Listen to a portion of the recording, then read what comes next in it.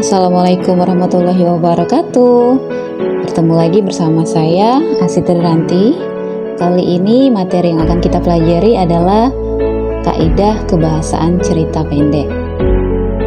Adapun kompetensi dasarnya yaitu menelaah struktur dan aspek kebahasaan cerita pendek yang dibaca atau didengar, dan indikator pencapaian kompetensinya menganalisis struktur dan kaidah kebahasaan teks cerita pendek yang dibaca atau didengar. Adapun tujuan pembelajaran, yaitu peserta didik diharapkan dapat menganalisis struktur dan kaidah kebahasaan teks cerita pendek yang dibaca dan didengar dengan benar dan tanggung jawab. Ada 7 kaidah kebahasaan yang ada dalam cerita pendek. Yang pertama itu menggunakan kalimat bermakna lampau, kedua konjungsi kronologis, ketiga kata kerja fisik, keempat kalimat tidak langsung, 5 kata kerja batin, 6 dialog, dan yang terakhir ketujuh yaitu kalimat deskripsi. Nanti kita akan bahas satu-satu ya. Baiklah, kita akan bahas satu-satu. Di sini cerpen yang saya ambil adalah Pohon Keramat karya Yus R. Ismail. Yang pertama itu banyak menggunakan kalimat bermakna lampau. Ditandai oleh fungsi-fungsi keterangan yang bermakna kelampauan, seperti ketika itu, beberapa tahun yang lalu, telah terjadi. Sebagai contoh dalam cerpen Pohon Keramat, ada kalimat sejak umur 5 tahun saya sering tidur di rumah kakek. Perhatikan kata sejak umur. Nah, berarti itu sudah terjadi pada umur 5 tahun yang lalu, yang mana peristiwa tersebut sudah terjadi dan sudah merupakan masa lampau.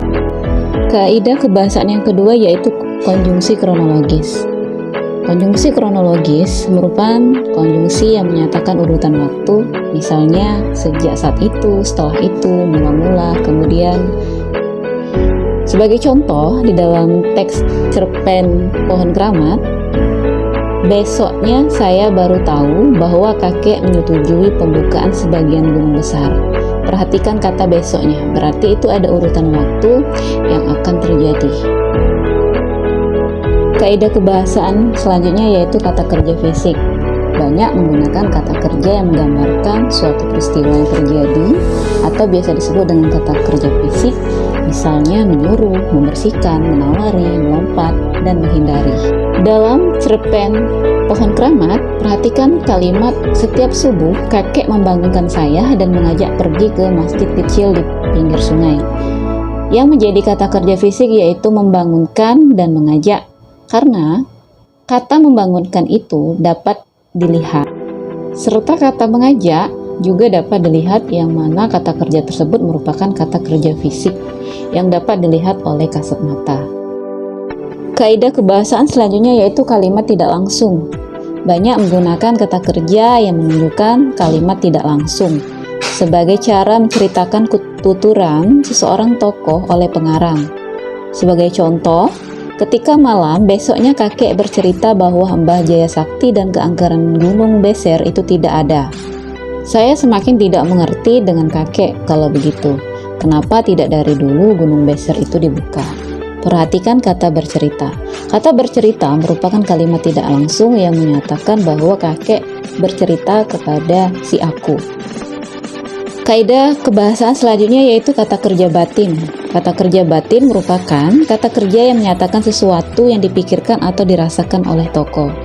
Contoh, merasakan, menginginkan, mengharapkan, mendambakan, dan mengalami.